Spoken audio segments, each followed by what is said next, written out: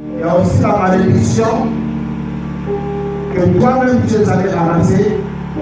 Et la malédiction a beaucoup de formes. Est-ce que vous me comprenez? Amen. Alléluia. C'est vraiment aujourd'hui c'est l'enseignement. Venez avec la Bible, la sœur Ada. Vous allez me lire ces versets.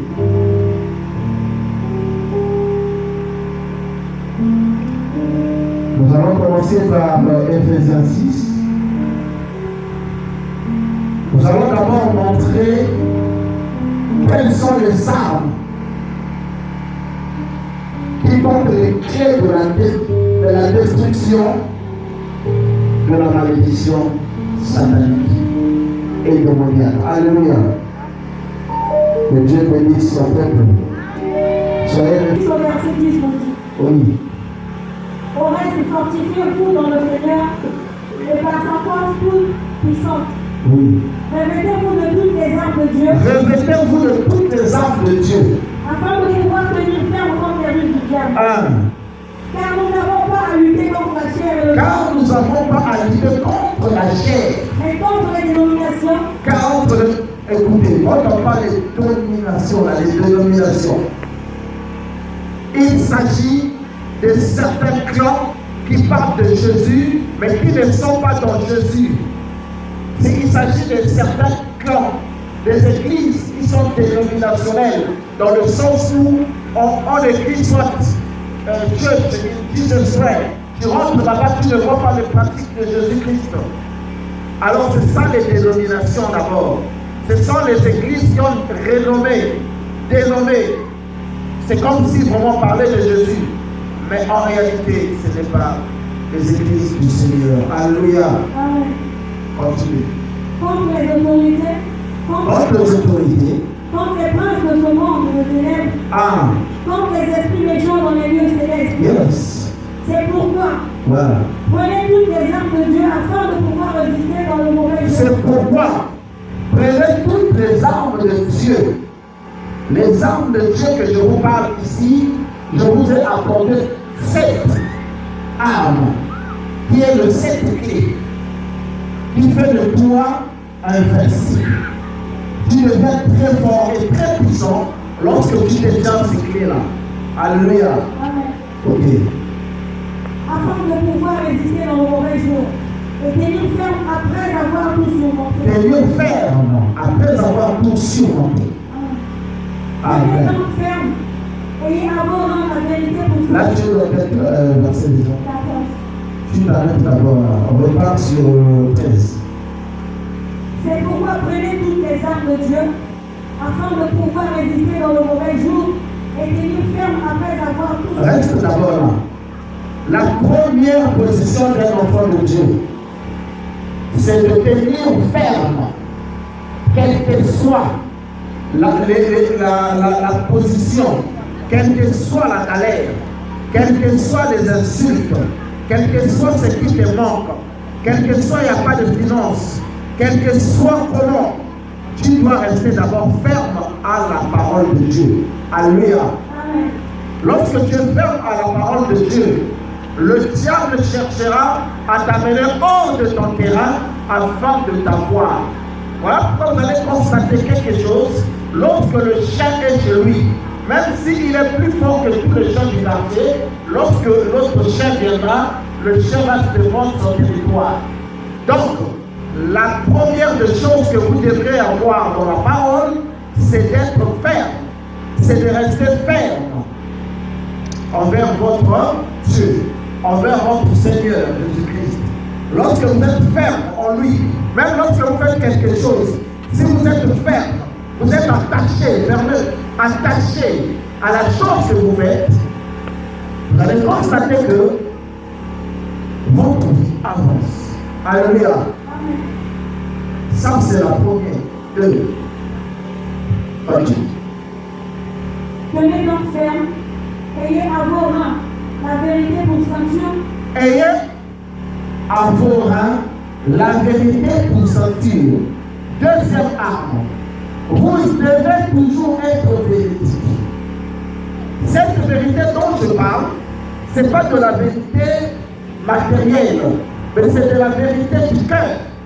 La vérité du cœur est sincère, dans le sens que quand vous priez Dieu, quand vous partez à l'église, quand le pasteur te dit comment, tu dois lui dire oui, j'ai aimé la parole. Si la parole ne t'a pas intéressé ou que tu as trouvé quelque chose de mal dans la parole, tu dois t'approcher à ton conducteur pour lui dire que non, là, c'est pas ce que tu as prêché. Et encore plus, vous devez comprendre entre vous les frères aussi. Un frère t'a fait du mal, ne va pas parler de ça ailleurs. Dis-lui la vérité. On a dit beaucoup de gens comme ça. Le frère vient, il dit la sœur, moi je t'aime, je veux bien le mariage avec toi. Au lieu de lui dire que je ne t'aime pas, tu lui dis oui. Et le frère se bat pour aller chercher. Il se bat pour aller chercher. Mais le temps qu'il va trouver, il va venir pour le mariage devant les parents. Je dis, ce n'est pas celui-là que j'avais voulu me marier. Je l'avais seulement menti. Est-ce que vous comprenez? Ayez pour appui la vérité. Ayez pour appui la vérité. C'est une arme. La vérité, c'est une arme que le diable ne supporte pas. Aucune fois, vous allez voir le diable dire la vérité dans la vie d'une personne. Depuis l'éternité jusqu'à aujourd'hui, Satan n'a jamais dit la vérité. Lorsqu'il était devant Dieu, il approuvait déjà le sentiment de la haine, le sentiment de prendre ce qu'on appelle le trône de Dieu. Il approuvait déjà le sentiment qui n'était pas le sentiment de Dieu. Vous voyez, le diable, il reste diable. Il est du côté de mensonge. Il ne peut pas être du côté de la vérité. Alors si toi tu tiens comme vérité et tant que sans Dieu, vous allez regarder. L'homme porte deux côtés. Il y a le rang qui nous sépare du côté inférieur et supérieur, n'est-ce pas? Mais si cette ceinture-là, vous savez, il y a des gens qui sont venus au monde qui n'ont pas eu la force de se lever, de se mettre debout, parce qu'ils n'ont pas de pied. Vous voyez ça? Mais cette force, cette ceinture-là doit être ton appui.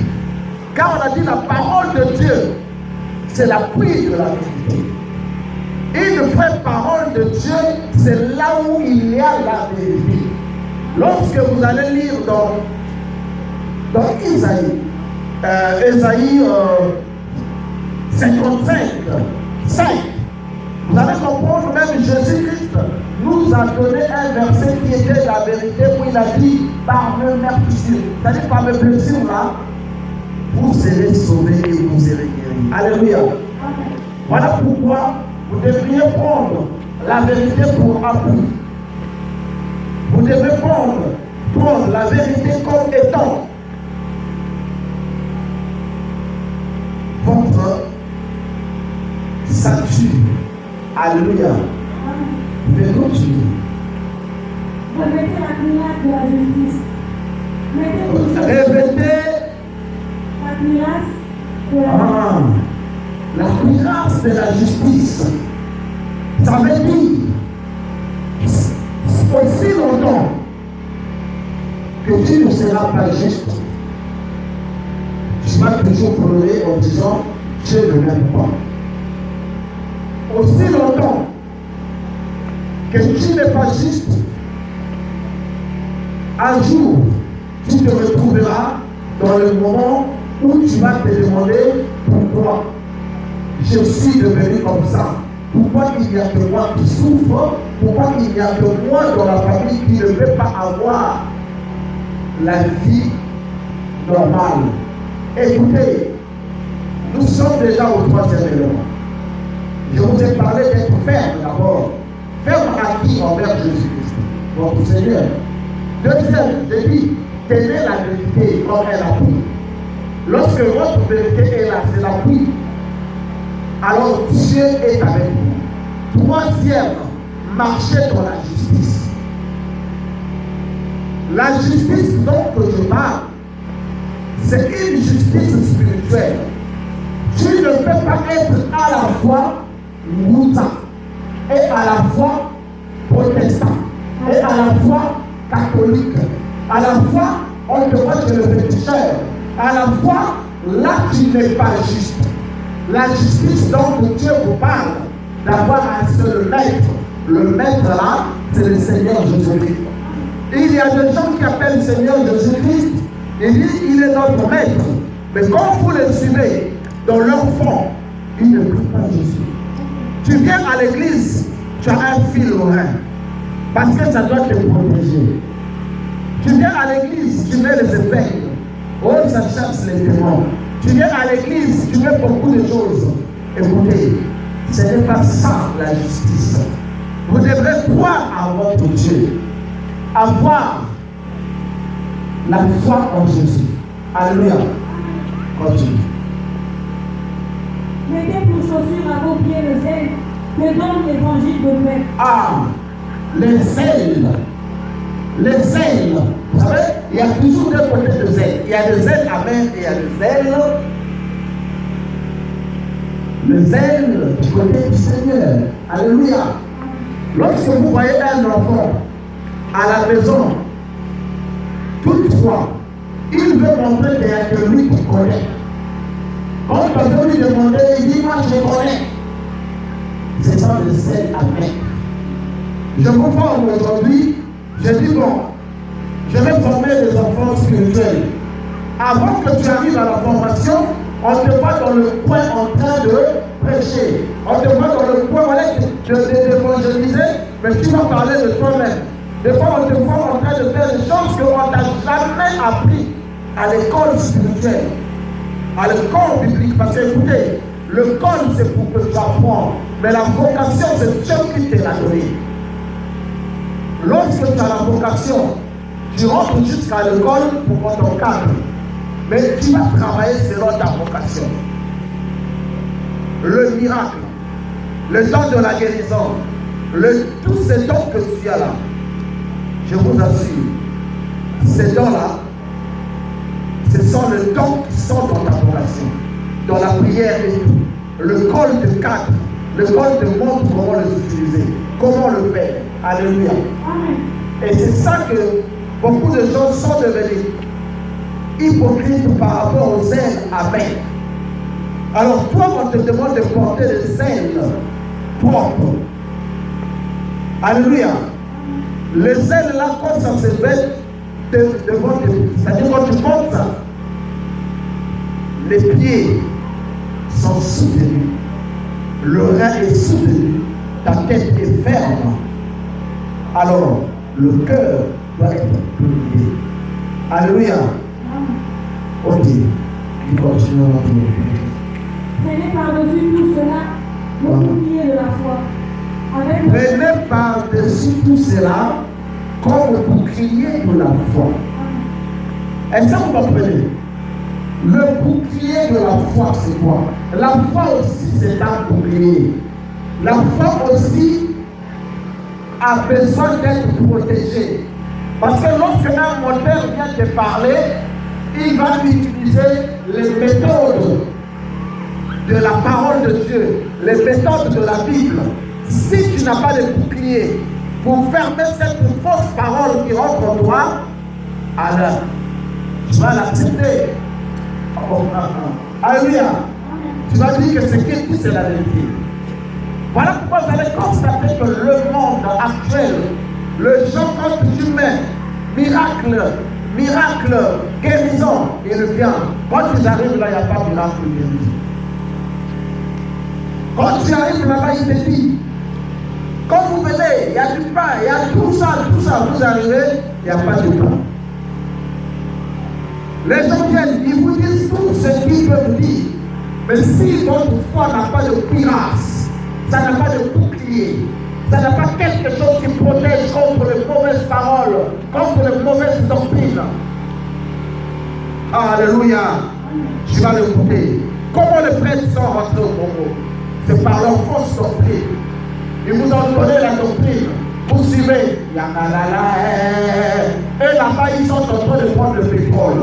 Et vous êtes là, comme c'est des blancs, vous avez des trucs sur la tête, en train de les accompagner, parce qu'ils devaient avoir les esclaves. Mais pourquoi cela? Parce qu'il y avait une doctrine bien travaillée. Comme vous n'avez pas de bouclier pour protéger votre foi, alors la foi tombe. Est-ce que vous comprenez? Et la foi commence à prendre même certaines personnes ici, le mettre à la place de Jésus-Christ. Il y en a d'autres qui disent Branham est devenu Jésus. Il y en a d'autres qui disent c'est Simon qui va pour Jésus. Il y en a d'autres qui disent c'est Émile qui est Jésus. Si toi tu n'as pas ton bouclier qui protège le cœur, qui protège ta foi, tu risques de tomber. Parce que toi tu es malade. Tu cherches qui va te guérir. Mais si quelqu'un qui est dans la société te guérit, tu fais quoi? Tu t'attaches. Alléluia. Alors tu dois t'attacher à lui. Alors pourquoi tu dois avoir la force de repousser les forces malignes. Tu dois avoir la force de repousser ce qui n'est pas de Dieu. Les forces doctrines, tu dois le pousser. Tu dois dire non, Jésus, moi il n'y a que toi. Il a dit un seul Seigneur, un seul Dieu. Alléluia. C'est ça. Quand on parle de la foi qui est protégée par un bouclier, parce que quand tu laisses ta foi libre, tu peux avoir foi en n'importe quoi. On te dit non, je te promets une maison là-bas. Oh, donc c'est oui, la maison, tu arrives là-bas. C'est pas la maison, c'est maintenant quelque chose. Et tellement que tu avais foi en ça, tu risques de faire des abécés. Voilà, tu vas vivre comme si tu ne vivais pas. Laisse les choses venir dans ta vie comme étant hasard. Étant programmé, comme Dieu l'a programmé depuis le ciel. Parce que Dieu ne t'a pas envoyé ici sans pourtant te programmer. Dieu t'a donné un destin. C'est quand nous appelons une destinée. C'est-à-dire qu'à la fin, ça devient destin. Mais quand tu marches maintenant, là, c'est d'abord une destinée. Tu dois passer par les bons moments, les mauvais moments. Que cela ne te décourage pas. Alléluia. Pour que cela t'encourage. Est-ce que tu peux acclamer?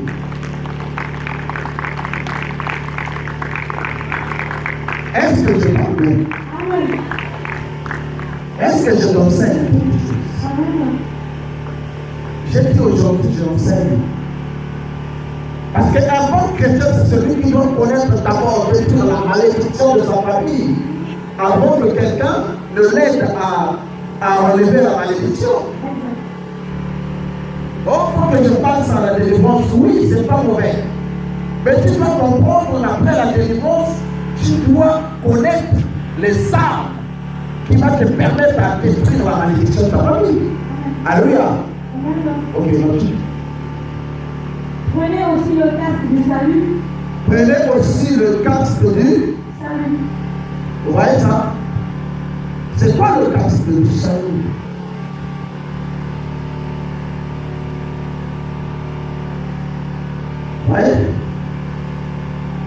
Vous voyez que tout est réuni ici. Le casque, ça se porte sur la tête, n'est-ce pas? Et lorsque vous portez le casque du salut, ça veut dire que c'est un chrétien qui, j'ai prêché ça une fois ici, que le chrétien ne perd jamais le salut.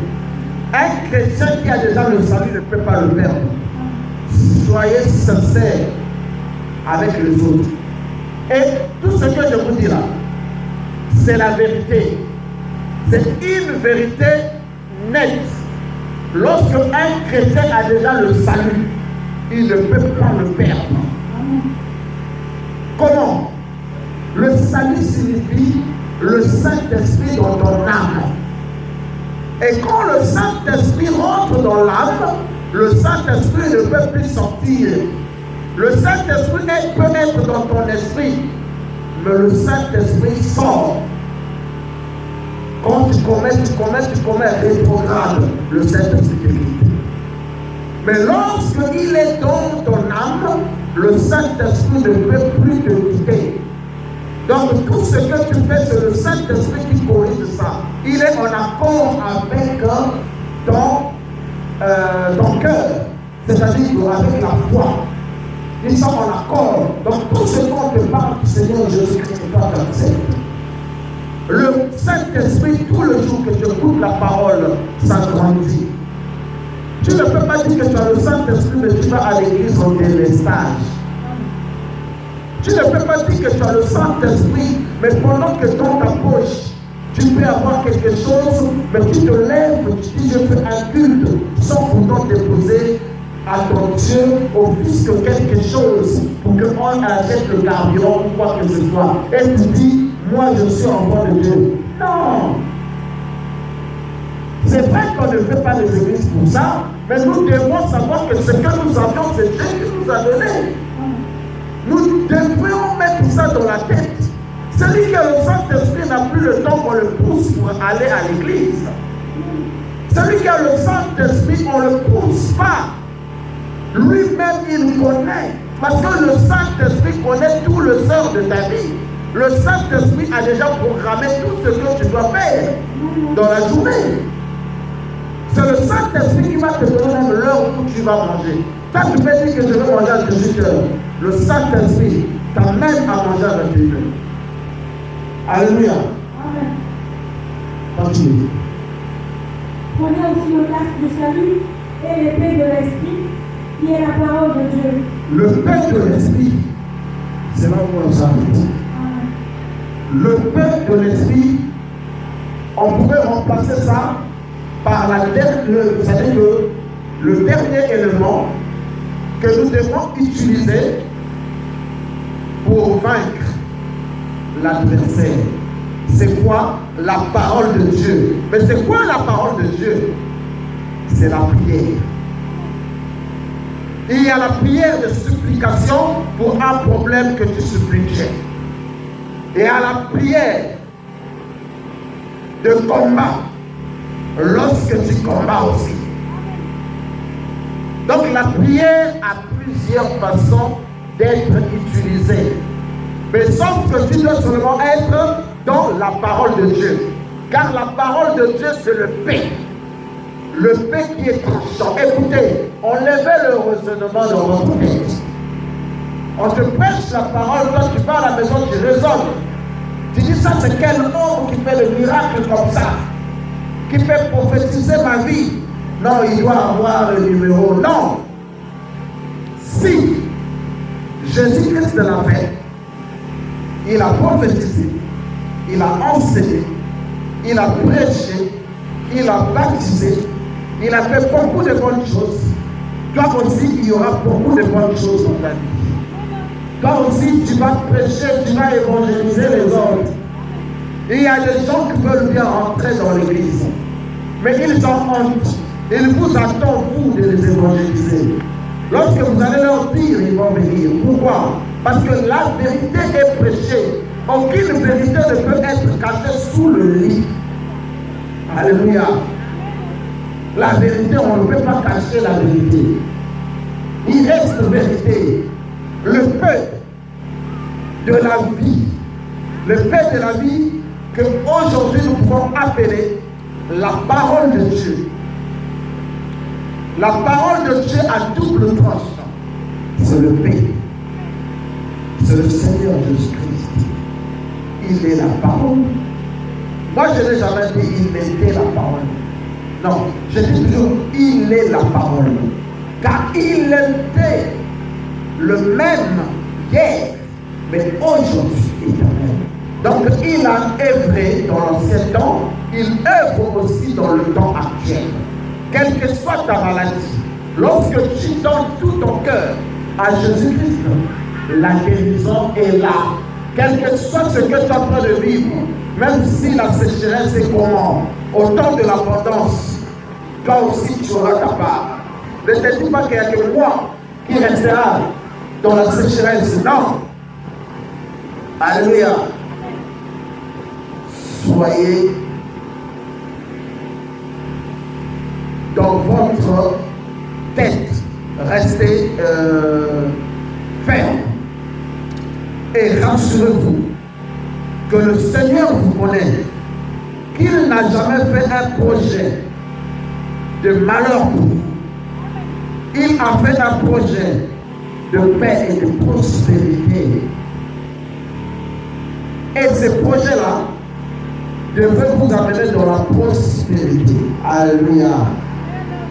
Lorsque tu es prospère, je t'assure, même si l'argent ne se fait pas encore voir, mais ton cœur te montre déjà qu'il y en a, ça va venir. Quand nous sommes venus ici, si vous avez les appareils photo, il faut filmer l'endroit. Peut-être, tu ne vas plus reconnaître l'endroit là dans 5 ans. Si c'est seulement le Seigneur qui a voulu que l'on soit ici.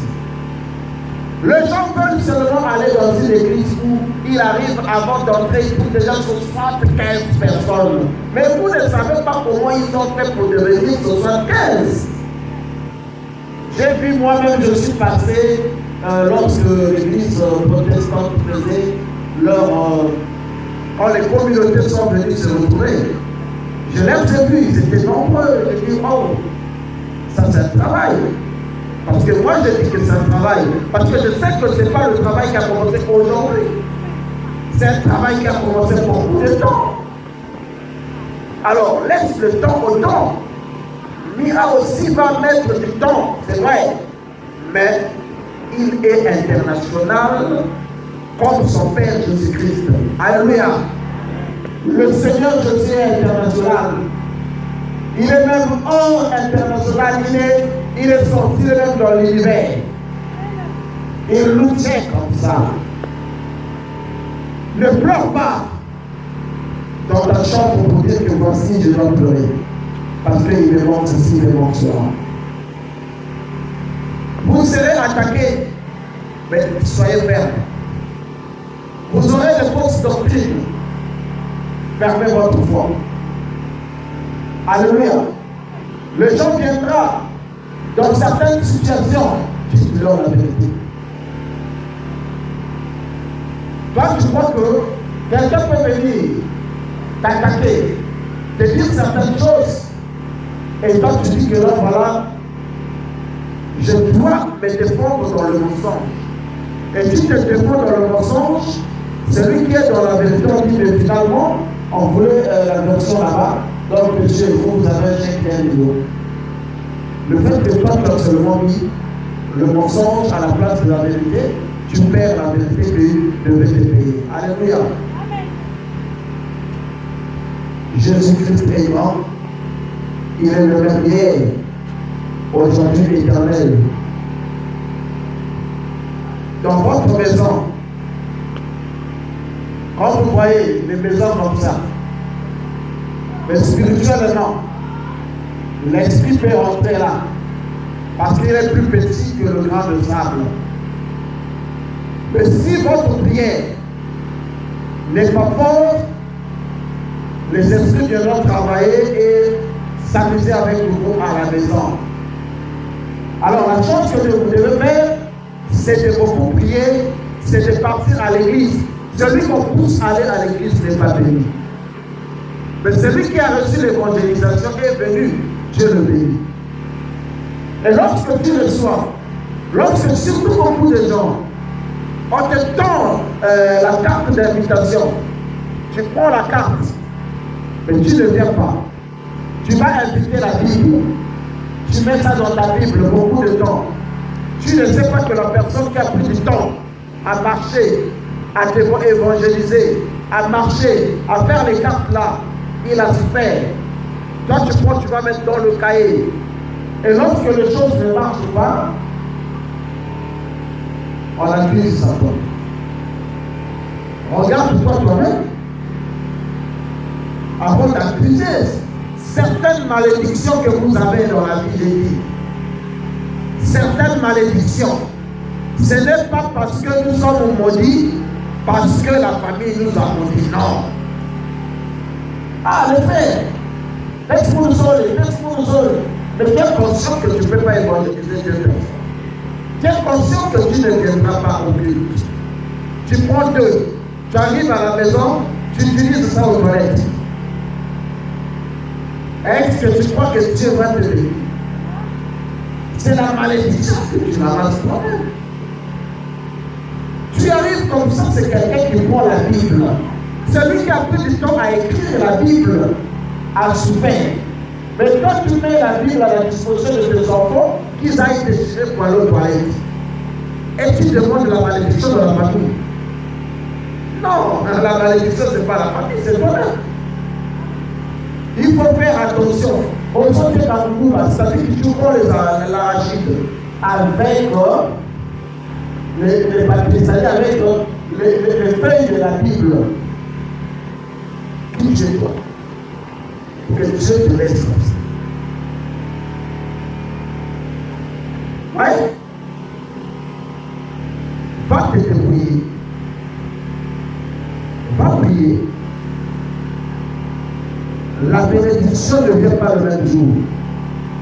Écoutez-moi, ce n'est pas parce que tu es venu prier aujourd'hui que c'est aujourd'hui que tu recevras la bénédiction. Non, Dieu a couché ton jour. Il a écrit ton nom. Il commence à regarder la suite. C'est comme aujourd'hui quand un match de football. Le premier but peut rentrer. Mais si on n'a pas sifflé la fin, il ne faut pas dire que j'ai gagné. Parce qu'à la 99e minute, on peut aussi égaliser. Et vous marquez encore un but et vous perdez. Donc voilà, c'est ça que vous devrez comprendre. N'allez pas là où on vous dit toutefois recevez 98. Recevez, mais tu ne reçois pas. 2019, reçois la richesse, les voitures, la maison, tu es toujours à pied. 2020, reçois la voiture, tu es toujours à pied. 2021, reçois, cette fois-ci, je te bénis, tu seras milliardaire. Tu n'arrives pas à avoir 1000 francs. Est-ce que c'est la faute de celui qui bénit ou celui qu'on bénit? Celui qu'on bénit aussi a dit tort. Lorsqu'on te bénit, est-ce que tu fais le principe de celui qui te bénit d'agir? Est-ce que tu lis la Bible et tu regardes tes fautes? Normalement. Est-ce que tu marches dans la vérité? Voyez? Et c'est lui aussi qui te dit, je te bénis, est-ce qu'il a vu? Est-ce que lui c'est Jésus? Il faut dire que Jésus